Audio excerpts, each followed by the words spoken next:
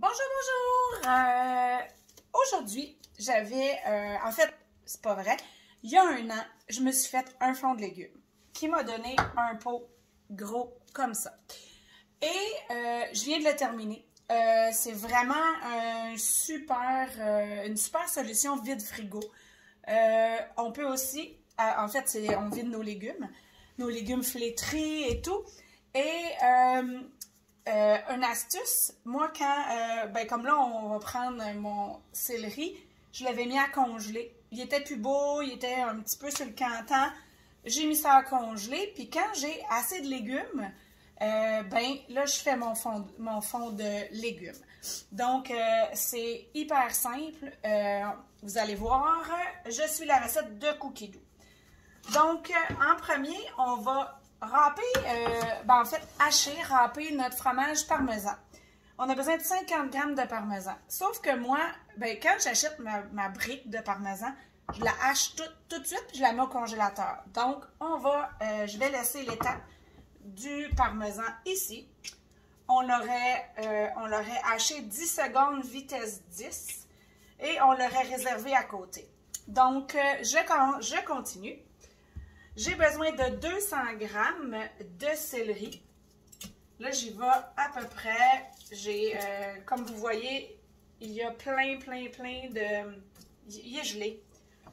J'en ai un petit peu plus. C'est pas grave, je le passe. Il était pas beau. En fait, je n'ai quasiment 100 g de plus.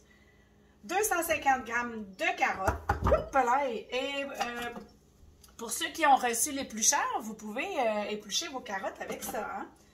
Donc, 230 g, 100 g d'oignons. Moi, j'en avais qui étaient sur le point de... en fait, il n'était plus vraiment beau. Même, il y avait un petit peu de moisi, je l'ai enlevé. 100 g de tomates. Moi, j'avais pas de grosses tomates. Présentement, j'avais que des bébés tomates. Fait que je vais en mettre. Puis, étant keto, j'en mettrai un petit peu moins. Bon, et voilà. J'ai mis 100 finalement. 150 g de courgettes. Moi, j'en ai mis une complète. C'est parfait. C'est 143. Une gousse d'ail. J'en ai pas. 50 g de champignons frais. On va y aller comme ça. Les champignons, un petit peu plus. C'est bien correct. Une feuille de laurier. Et voilà. Des herbes fraîches. Moi, j'en ai pas fraîche. Je vais mettre un petit mélange. Du persil frais. Comme j'ai dit, j'en avais pas. On va insérer le couvercle, pardon, sans le gobelet doseur. On va mettre la spatule à l'intérieur. Là, on va hacher tout ça. 10 secondes, vitesse 7. Parce que c'est des légumes, on a moins besoin.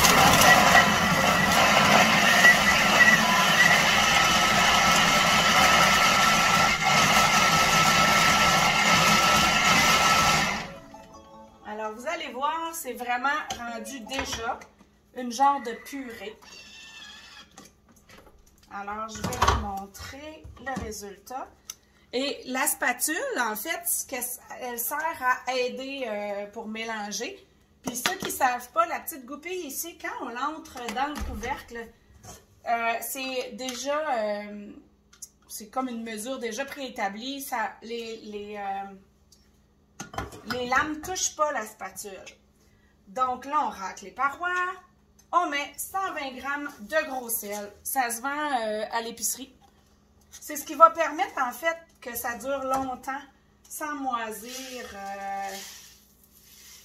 120 g, ça ne sera pas long. Je ne sais pas si vous voyez la balance à mesure. Je vais ralentir. 120, la balance, on n'a pas besoin de pré-peser. Alors, on peut mettre de l'eau ou bien du vin blanc. Moi, je vais mettre de l'eau. C'est un 30 g. Je suis allée un petit peu trop. Un peu d'huile.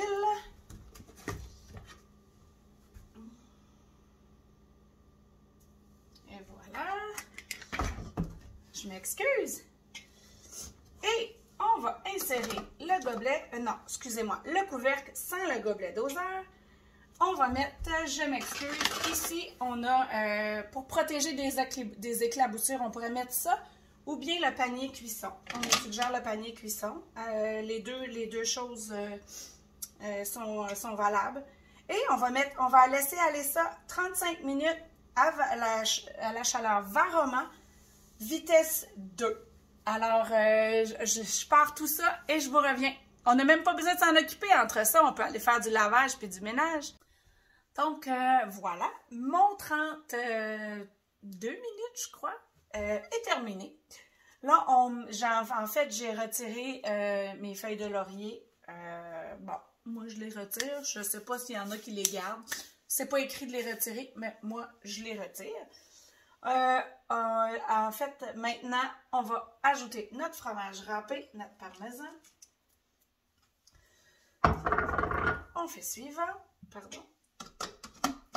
On a besoin du gobelet doseur. On va mixer 1 minute à vitesse 4.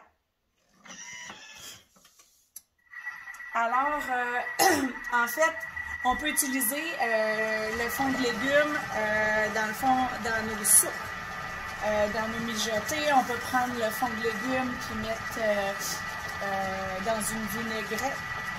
En fait, ça peut servir aussi de remplacement de sel. Quand, si on met dans notre potage, dans notre velouté, une cuillerée de fond de légumes, ben, on va couper le sel, étant donné qu'il y a vraiment beaucoup de sel dedans. Il ne faudrait pas exagérer sur le sel, donc c'est important de diminuer notre sel aussi pour le goût. Et puis, c'est ça, dans le fond, ça se conserve hyper longtemps. Si pour vous, c'est quelque chose qui vous dérange, ben, vous pourriez le conserver en petits cubes glacés.